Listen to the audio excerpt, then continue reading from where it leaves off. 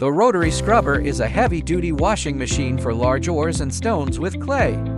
This YTXK1240 rotary scrubber handles feed sizes up to 100 millimeters. Its process's capacity is 30 to 50 tons per hour, making it suitable for small and medium-scale mining and aggregate projects.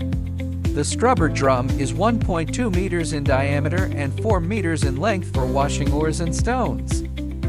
It is lined with durable polyurethane, and spiral blades inside enhance washing efficiency and increase processing capacity. Following the scrubber drum, a 2-meter double-layered trommel screen provides efficient screening. Its modular stainless steel panels are easy to replace and maintain.